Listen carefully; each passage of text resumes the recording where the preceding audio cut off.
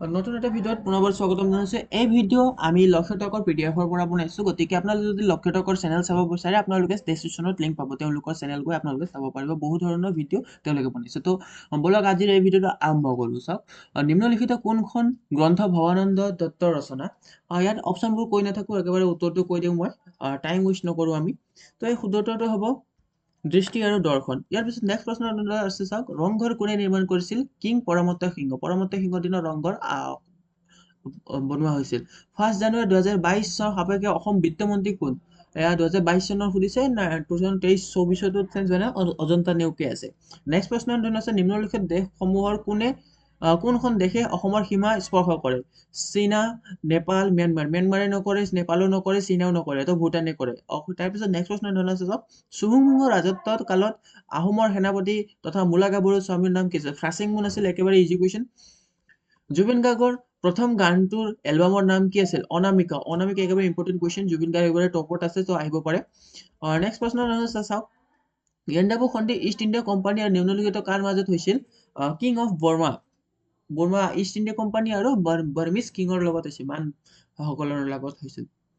তাৰপিছত নেক্সট প্ৰশ্ন আছে, অসমৰ কোনখন ঠাইত পোৱামক্কা আৰু হয়গ্ৰীৱ পোৱা যায়? ইয়াৰ উত্তৰটো হ'ব হাজো। নেক্সট প্ৰশ্ন, শৰাইঘাটৰ ৰণ লাচিত বৰফুকন আৰু দেশৰ মাজত হৈছিল? ৰাম সিঙৰ মাজত হৈছিল। ইয়াৰ পিছত আছে নেক্সট প্ৰশ্ন, মোগল আৰু লাচিতৰ মাজত হৈছিল? আহোম আৰু মোগলৰ মাজত হৈছিল। তো ৰাম সিং আছিল মোগলৰ সেনাপতি আৰু আহোমৰ সেনাপতি আছিল লাচিত বৰফুকন। অসম ৰাজ্যিক পক্ষী হৈছে হোৱাইট উইং ডাক, মানে দেওহাঁহ। নেক্সট প্ৰশ্ন, অসমৰ ৰাজ্যিক বৃক্ষ কি? হলং। নেক্সট প্ৰশ্নৰ ধৰণ আছে, চাওক, যোৰহাটত অৱস্থিত চাহ গৱেষণাৰ নাম কি? টোকলাই। একেবাৰে ইজি কুৱেশ্যন। পকি কোন গৰাকী কবি ব্যক্তিৰ উপৰি পুৰুষৰ বাসভৱনৰ নাম? জ্যোতিপ্ৰসাদ আগৰৱালা। পকি, আচ্ছা, nick name, Jyotiprasad Agarwala nick name. Okay, next প্ৰশ্ন, সৰ্থেবাৰী কিহৰ বাবে বিখ্যাত? বেল মেটেল, কাঁহৰ বাচন বৰ্তন।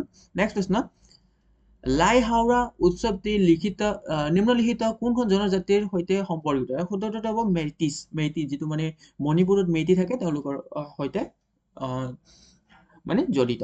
নেক্সট আছে, চাওক, অসমীয়া বোলছবি অভিনয় কৰা প্ৰথমগৰাকী অভিনেত্ৰী কোন? আইদা সন্দিকৈ। আইদা সন্দিকৈ হ'ল first woman actress from Assam. Barfi বোলছবিত কোনজন অসমীয়াই কণ্ঠদান কৰিছিল? বৰফি, যিটো মানে হিন্দী বলিউডৰ ফিল্ম এটা আছে, বৰফি। তো ইয়াৰ শুদ্ধটো হ'ব অংগৰাগ মহন্তই। মহন্তই তেওঁ কণ্ঠদান কৰিছিল, গান গাইছিল। অসমত একেৰাহে তৃতীয়বাৰৰ মুখ্যমন্ত্ৰী হোৱা ব্যক্তিজন কোন? তৰুণ গগৈ। তাৰপিছত নেক্সট আছে, এইবাৰে আহিব প্ৰাইম মিনিষ্টাৰৰ ক্ষেত্ৰত আহিব। অসমৰ একেবাৰে ভাৰতৰ প্ৰাইম মিনিষ্টাৰ দ্বিতীয় বা তৃতীয় কোন বুলি সুধিব পাৰে। তো এইবাৰে ৰিচেণ্টলি হোৱা কোন হয়, বা কাৰ এলায়েন্সত আছে চৰকাৰ, তেনেকৈ সুধিব পাৰে। তো এইবাৰে পলিটিক্সৰ মানে এইবাৰ যিটো হৈ গ'ল ভোট, সেই বিষয়ে চাই যাব। তো ইয়াৰ পিছত নেক্সট প্ৰশ্ন আছে, নিম্নলিখিত কোনখন ৰাজ্যৰ সীমা অসমৰ সীমাৰ সৈতে সংলগ্ন নহয়? নাগালেণ্ডৰ আছে, মিজোৰামৰ আছে, ৱেষ্ট বেংগল আছে, তো ছিকিমৰ নাই। অ'কে, ছিকিমৰ নাই। তলৰ কোনজন ব্যক্তি অসম সাহিত্য সভাৰ সভাপতি নহয়? শুদ্ধটো হ'ব সতীশ কুমাৰ বসুমতাৰী। আনন্দ চন্দ্ৰ বৰুৱা আছিল, লীলা গগৈ আছিল, বীৰেন্দ্ৰ ভট্টাচাৰ্য আছিলে।